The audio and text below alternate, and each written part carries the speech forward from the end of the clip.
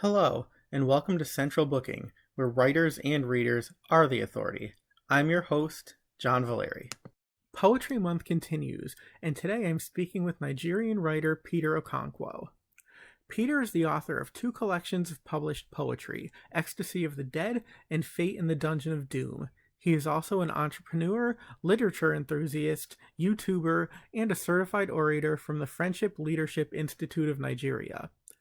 Peter and I first connected on social media. Say what you will about the World Wide Web, but it really does offer globe-spanning opportunities, and I've been enjoying his work ever since.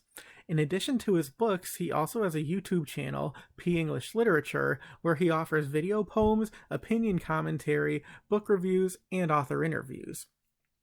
Peter's most recent collection, Fate in the Dungeon of Doom, is an anthology that ponders the ideas of fate, destiny, and the human condition.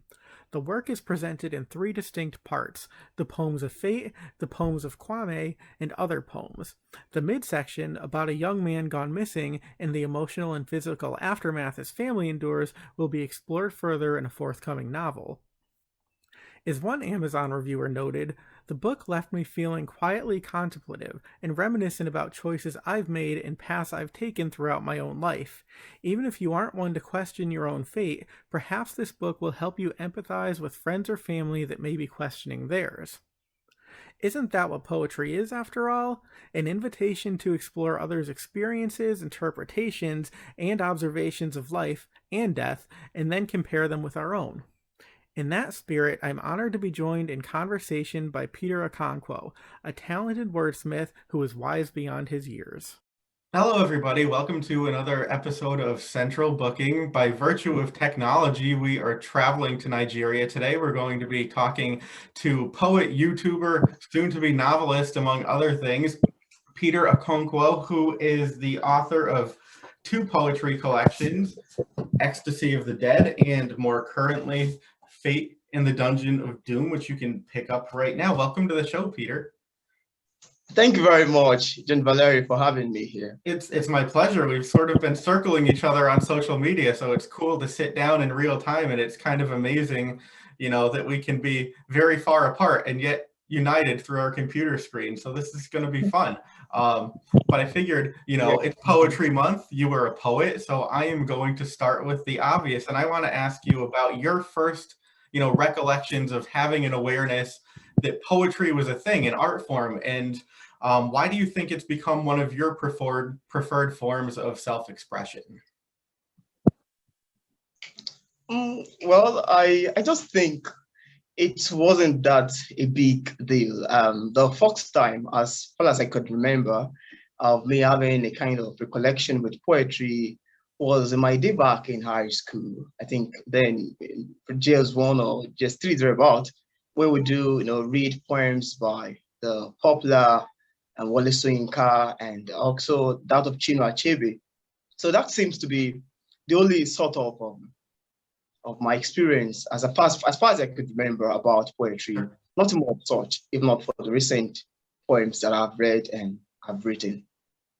Sure. And so why do you think, I know that you're a very creative person, but you're very prolific with your poetry. So why do you think that you really like to engage with, this form of creative expression? Is there something about it that speaks particularly to you? Yeah, poetry, it's more or less like like a voice of the spirit, like a voice of the soul. It's something that comes right from someone's emotion. It's something that has to do with the inner mind. So I just felt it's one of those best way I can really express myself, and I find poetry one of the soothing sort from the other genre of literature. So I just love it because it's a way of expressing oneself, is a way of expressing one's emotion. And I think that should be all about that. Sure. The thing I really love about poetry too is that, it can be structured poetry, form poetry, or free verse. So it can really be, whatever you want it to be. There can be rules to it, or you can break all of the rules and still write something considered poetry. So I guess the next question to you is going to be very subjective, because reading and writing can be very subjective things. But in your opinion and your experiences, what makes a good poem? And I'm talking both in terms of your reading pleasure, but also the types of poems that you write in your own particular style. Well, the best sort of poems to me are the one that can leave me to mull over long after I'd read it. There are different kind of poems out there, there are different kind of poems by different authors. So the best one to my own intuition is the one that you will read and you get a whole lot of good introduction from it, a whole lot of good connection, a whole lot of good information from it. So the best sort of poem to me are the profound one. They are the deep one. They are the one that that asks something inside of it to communicate. And they're not the one that you would just read for pleasure's sake, but the one that can make you ponder over, to mull over long after you've read it. That seems to be the best sort of poem to me in my own perception. Sure. Well, you certainly accomplished that with your poems because I've been reading them and, they sort of stay in your head and you think that you've put it aside, but you're mulling over all of these big questions that you ask. So let me ask you, writers love this question, but I do want to ask you about your creative, inspiration and how you get ideas, whether you consciously decide that you want to write about something, if there are things that, are in your subconscious that you write about, or if you find that it's a combination of both of those. Well, the way I got my experience or the way I got my inspiration is actually comes from my own personal experience and some other things that I've seen around me, from my own personal experience and some other things that I might probably have seen in my community, in my environment, and in the society. And I thought that, oh, this thing is happening here. Let me write a poem about it. Or there's a kind of way human seems to behave. Let me write a poem about it to maybe correct them. Or there's a sort of issues going on around somewhere else. And I thought that, oh, let me write a poem about it if we can all read it to learn it. So my poems are gotten from experience, number one, that's more primarily. And the other ones are gotten from the scenes I see around me, things that happen around me. So I just thought I should pen them down. So those are the two places where I got my experience from, my inspiration. Sure. And I wanted to ask you too,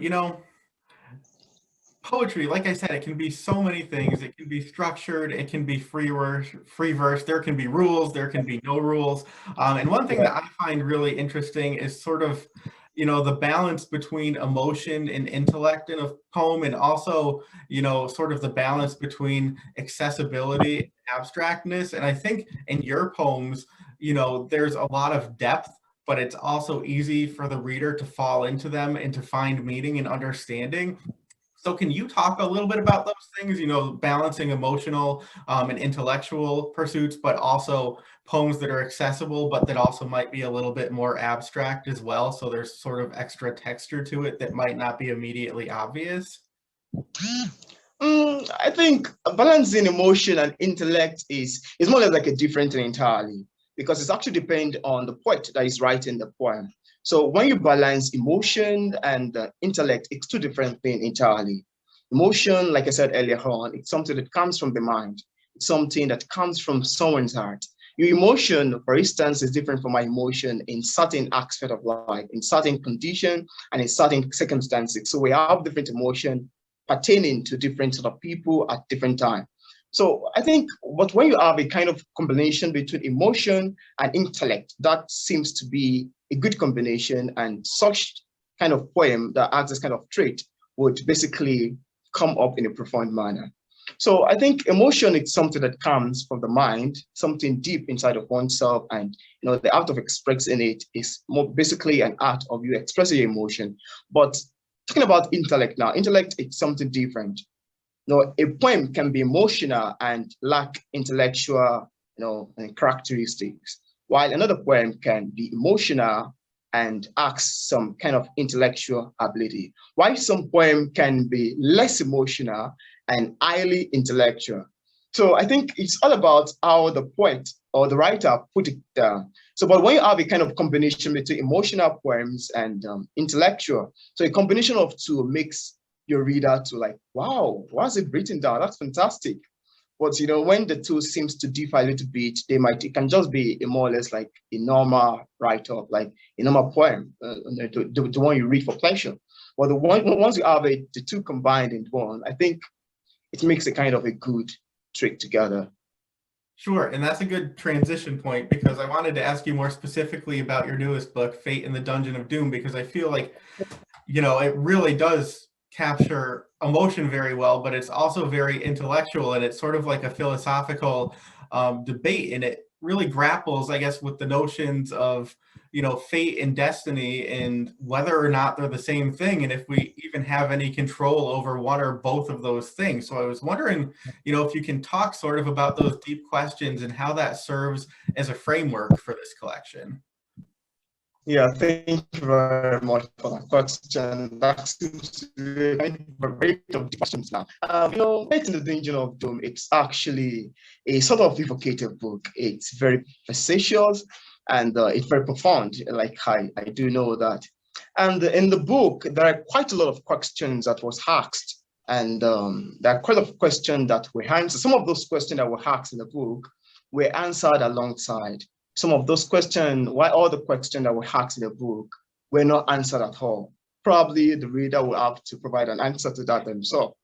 But the book itself is a sort of book that asks a deep sort of theme into fate. It talks about fate in entirety, talk about destiny, if man can, have the ability to alter it, and if our day-to-day life experience, either good or bad, is in line with one's destiny or fate. So, and the book is more or less like a lamentational book. It's more or less like, it's like the tone of the narrator. It's something more or less like a saddening entreaty, wanting to know if he has if he has a fate or not. So the book is more or less vexed into fate, and it spoke more about the human fate, the human psyche, if human has a power to treat destiny or not, and if our day-to-day life is in construct or in correspondence with fate or destiny. Sure, and it was interesting too, because this is the second or third book that I've read this year that talks about fate and destiny, being possibly two very distinct things, whereas a lot of us use the terms, pretty much interchangeably. And then when you think about it, that's not necessarily the case. But I did want to ask you too, a little bit more about this book, because it is presented in three distinct parts. So there's the poems of fate, the poems of Kwame, hopefully I said that correctly, and then at the end there's a collection of other poems. So I was wondering if you can tell us how you see, these different sections as both standing alone, but then collectively sort of adding to a cohesive whole in its totality. Yeah. I think I actually didn't set out initially to make the poem in three sections, but along the line, while I was putting them together, I thought it would be good if I make it segmented, like having a first section talking about the poems of fate, and the second section also talking about the poems of Kuhame. That's a story, the tragic story of Kuhame, and the other third section talking about other themes, other poems in different themes. So, the setting of the book is actually a sort of, I'll call it is a deliberate act, because I actually thought that I should make it in this section. Now, the first section spoke about fate in entirety. I think I have about 35 poems in that section. I'm not sure. I cannot really remember how many poems are there in the first section, and they all expand on the reality of the human's fate, deep questions about the fate. A lot of stuff about fate, very gruesome and very, very facetious. And the second poem part spoke about the story of Kuhame. It's a kind of a tragic tale of the disappearance of a young Nigerian man whose mother, Vanessa, had been truculently thrown into the dungeon of that. So it's very, very saddening on Vanessa as she, go on with the disappearance of her son and attempt to find him back. And the other part spoke about different other themes, like, talking about karma, talking about, a lot of themes encapsulated in it. So I just felt I should make, even though the poem on itself, the book entirety spoke about fate, I just thought I should make it in different categories, subcategory. The poems of faith, which is more or less like on its own, it can form a book on its own. The poems of Kohame on its own can form a book on its own, and even other poems. But I just thought I should combine these three sections together and make it in a single anthology. Sure. And I wanted to ask you too, in reading a collection like this, it's, very clear that some of the poems are autobiographical, particularly those contained in the latter segment, other poems. And some of them actually talk about your experiences as a poet and what you hope to achieve as a writer. So those very clearly, come from inside of you, but you also, sort of create stories and inhabit other characters, and particularly, in the story of Kawami and his mother and, his siblings and other people in his family. So can you talk about the different ways that you approach a poem, and whether it's different for you, when you're talking about something that you've experienced yourself versus something that you're sort of imagining and bringing forth? Yeah, I think is a kind of stuff that comes in two different categories. Poems that are personal to me has a different tone of expression, while the one that comes in an intellectual manner has another different tone of expression. Or like you can see in the third section of the poem, where I spoke about a wife like a mother, where I spoke about some other themes pertaining to the poet. So the third part was more or less like an autobiographic stuff, like you said earlier on. I actually didn't thought, no, it's an autobiography, or I never thought that some of the poems were actually autobiographical, but I think you were able to discern that because of the personality of the pronouns I use, the I pronoun. And, I just felt it's something as much as that nice. And it's something as much that let me just put it that way. So I don't feel there's any too much disparities in it. Sure. And so you wrote another poem collection as well, Ecstasy of the Dead. And it's great. I love that this book has, really big print. It's almost like the size of a workbook. So when my eyes are tired at the end of the day, I can still actually read it, which, the older I get, the more I appreciate that. But I was wondering if you can tell us, a little bit about this book as well. How it differs from Fate in the Dungeon of Doom, which is, sort of a very fatalistic collection, but also what the similarities might be. So if readers want to pick up both books, how can they expect the same but also different? Yeah, thank you very much for that question. ECSTASY of the Dead is more or less like a theoretical, and it's more or less like an impulsive and a philosophical book. It spoke about different themes, more or less like Fate in the Dungeon of Doom. So ECSTASY of the Dead asks quite a lot of theme in it, from depression to afterlife to several other theme really encapsulated in a single book. And the book seems to be like, okay, now my second anthology, which is Fate in the Dungeon of Doom, seems to be a kind of a continuation of ECSTASY of the Dead, even though they have different themes to explain. Fate in the Dungeon of Doom spoke everything about fate, while ECSTASY of the Dead spoke quite a lot of theme in it. And I think they're not much different, but they are good difference, because the content in ECSTASY of the Dead is different from the content in Fate in the Dungeon of Doom. And the setting in entirety, like the setting of ECSTASY of the Dead, is also different from Fate in the Dungeon of Doom. But ECSTASY of the Dead is all those kind of book that is more or less like philosophical, something humanic, and something more or less like dealing into the humanity and aspect. So I don't really think there is much similarities, but there are great difference between the two books. There are great difference between the two books. Okay. And I want to ask you too. So I mentioned at the beginning, the very beginning, that you were also, a YouTuber, and who would have thought like YouTuber would be a thing. But you have a YouTube channel in which you talk about your own work, others' works. There's book reviews, interviews with authors. So I wanted to ask you, how has having this YouTube channel allowed you to sort of cultivate and engage a worldwide audience? And why do you think it's important to be an ambassador of names other than your own? Because you were, very much a fan of other people's work. So your show is not just about you, it's about them. And I love that balance. Yeah, thank you very much. Thank you very much for even mentioning that. The YouTube channel of a teen, it's actually something of my thought, and I actually created it as a mean of reaching out to different authors worldwide, and as a mean of also helping them to gain recognition of their books and of their work. I actually thought that, or I've seen that most authors out there, most of coming up, so let me put it that way, do not really like, talking about one another's book. Do not really like, what how would I put it? Maybe they don't really like, should I use the word supporting one another? If that should sound right. So, so I just decided to probably stand out, to be distinctive and to be an ambassador of not only my work, but the work of other people. So I thought that, as much as we have life, as much as we are all authors, as much as we are all writers, there's this great importance for you to stand out and support one another's work. So the channel is more or less like it conveys some of my work and also works from other authors.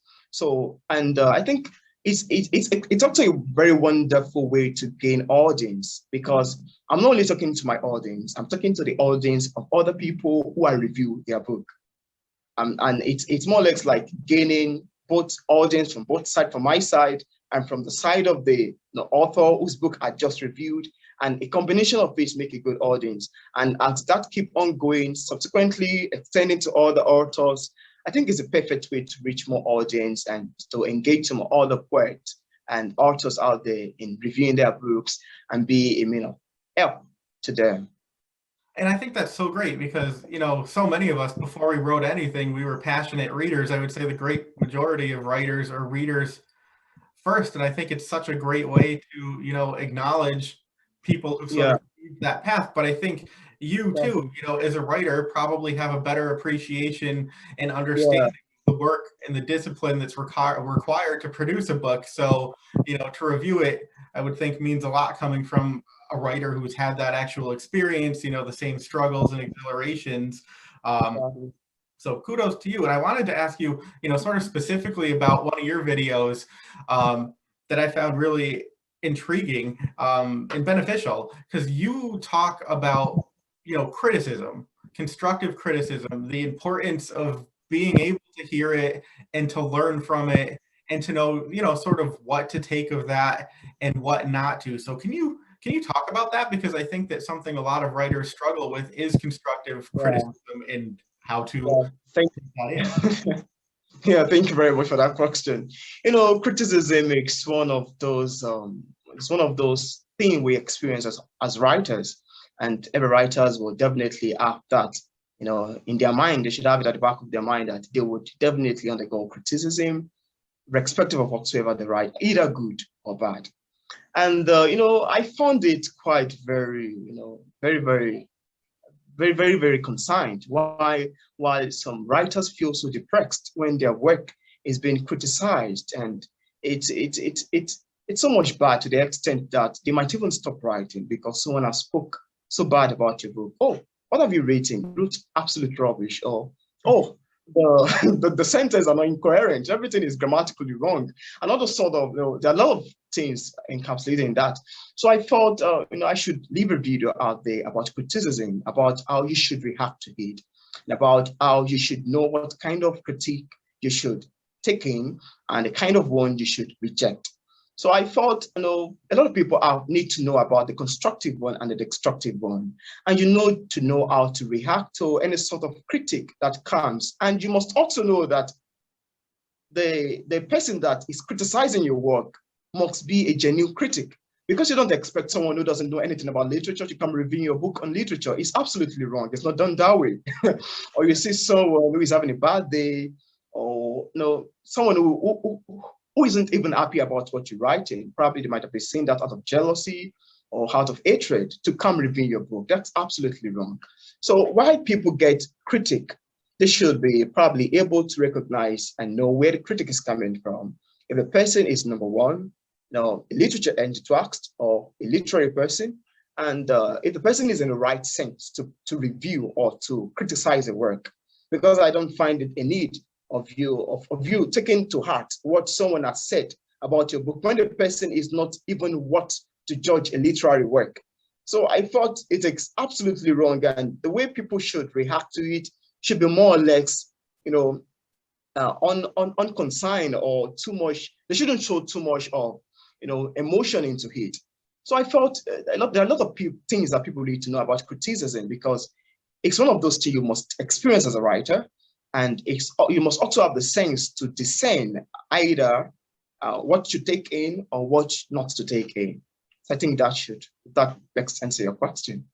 Yeah, and it's so true, because again, reading is such a subjective experience, and a general reader, a layperson who might not be studied in the craft, they might just not like a character or a setting, or they might not be predisposed to like a theme in your book, and so you might get a bad review because they don't understand what you're really, trying to do with that. But I guess, on the subject of reviews, I did want to ask you a little bit more about that, because I'm sure you won't mind me sharing this, but you, I think, may be the first person who has ever, shared with me a not so positive review of one of your works. And I think that's really refreshing, because you said that you learn more, from those reviews than some of the positive ones, and you get a ton of positive reviews. You just got a great one from, I think, a top 500 Amazon reviewer just the other day. But a couple weeks back, you said, here's one that I learned a lot from that wasn't so positive. So can you talk about that and what you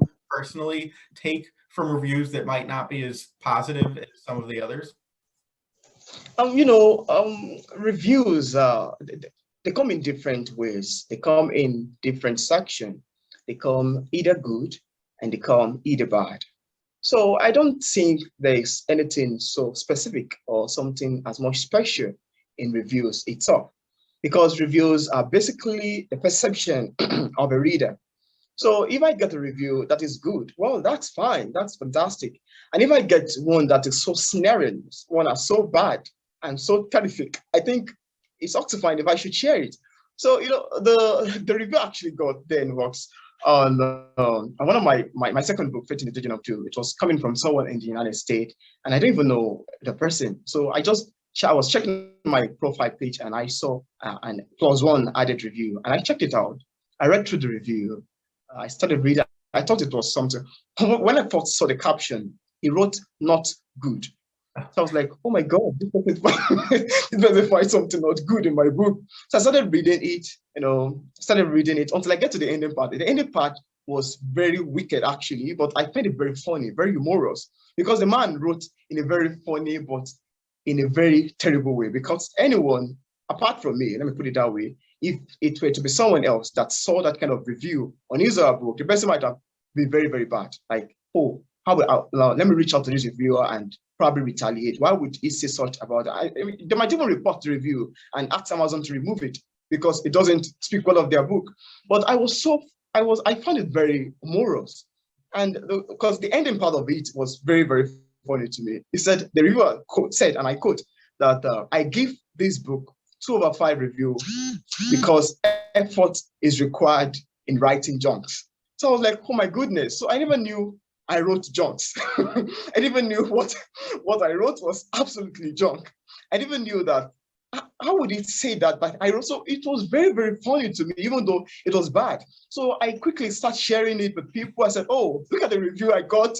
Someone said I wrote junks, even though it was bad to me. But I sort of react to it in a very funny manner, because I thought that, yeah, it is a perception of someone. It is coming from a different angle. And I know definitely, not really in a pride manner, but I know definitely that what I wrote is absolutely right. What I wrote is absolutely great. If you are someone out there wanting to read Faith in the Dead of Doom, there's so much theme encapsulated in it. In fact, I love it more than ECSTASY of the Dead, because I know raw emotions were instilled in it. I knew that intellectual perception was instilled in it. And I know that it's something that a reader out there would really want to gain reading through the book. So if someone comes to me and tell me that what I wrote is junk and is giving me 2/5 reviews because I've spent effort in writing junks, I find it very emotional. I find it very funny, and I just laugh about it. because I thought it's just a perception of from coming from someone, or maybe the person might be an artist because most artists don't like talking about faith. They don't like themes that have to do with faith, and probably they might have a lot of reason attached to it. But I just felt the review it's something that I shouldn't take personal, even though it's very, very bad. I still have the the power to share it out there and let people know about it, even though it was very wrong and very bad. But I find that like so refreshing because, like you said, so many people, would be shamed by that. They wouldn't want to share it. They wouldn't want people to know it existed. I know people who've written dozens and dozens of books and been very successful, and they stopped reading reader reviews just because they take them, so personally. So I love your confidence in knowing that you've put out something that you're proud of, that that stands on its own. And if somebody doesn't feel that way about it, you can sort of laugh it off and move on to the next one. But I think that's great, and I wish more authors felt comfortable to do that, because I would assume that it's probably pretty liberating. So kudos to you. Thank you. Thank you. Well, yeah, I have to say, I don't think I've ever had anybody, go out of their way to share something like that, but I think that that's just terrific. So cool beans. So I did want to ask you too, sort of a broader question, but we've all, been living. 2020 was a bad year for a lot of reasons.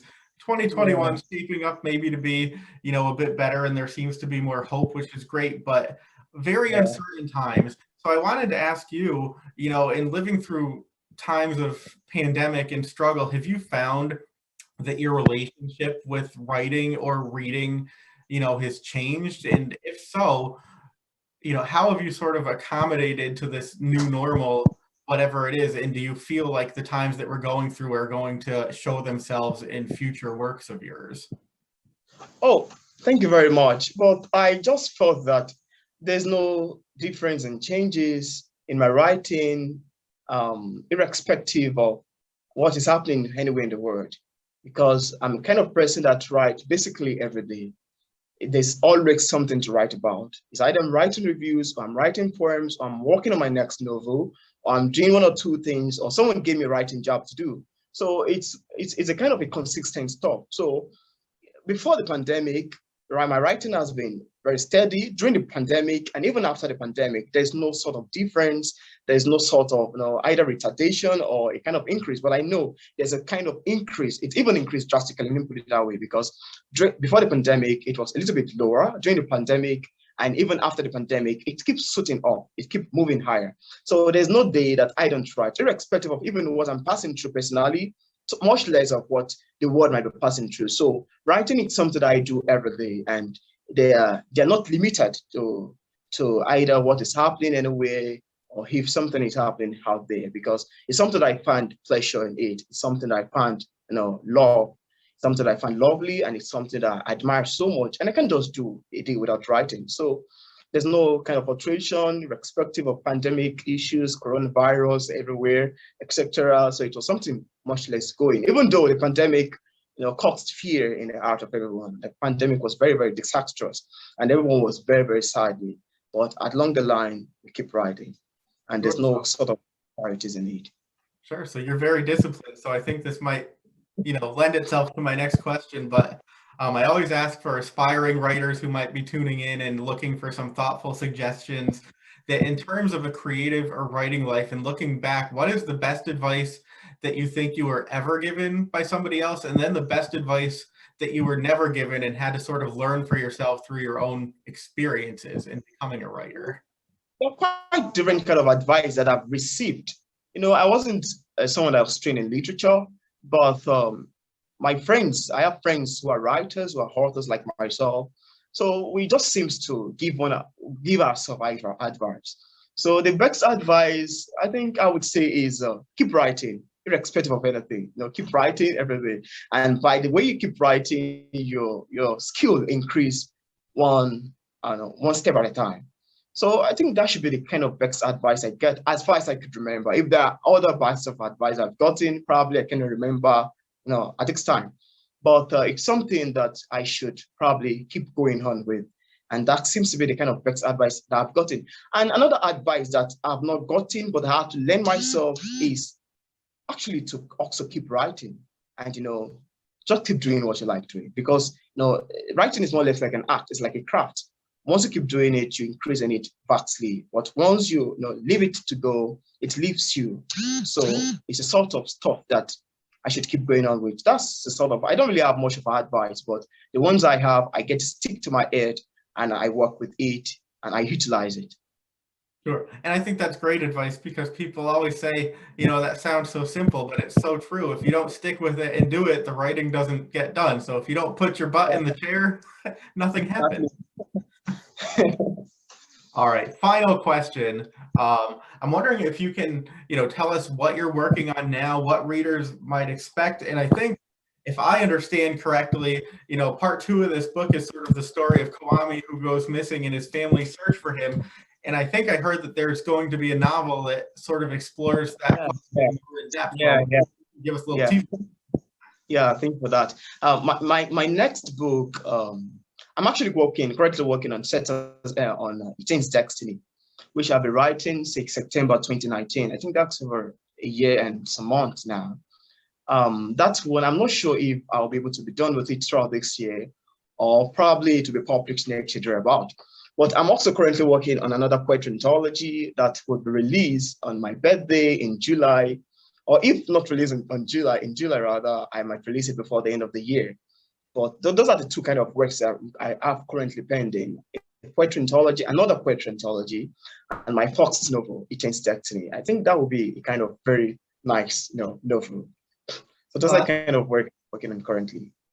That's great. So you are very prolific. So let me ask you, and then we'll wrap this up. But having written poems which tend to be a bit shorter, where brevity is sort of a lot of times of the essence, and then writing a full-length novel, can you talk a little bit about your experiences transitioning between the two, and what it's like to write something that's much more in depth and long form? Yeah. Writing, it actually depends on the writer. If you want a poem to be long, you must probably have a reason for it to be long. And if you want it to be kind of short word, you might probably have a reason for it to be short. It's short in the sense that there's not much message to pass on. And it's long in the sense that you want to talk about this theme to the simplest form. You want to talk about it to the very simplest form. So it's something much less like the theme and something particular about the writer of the poem.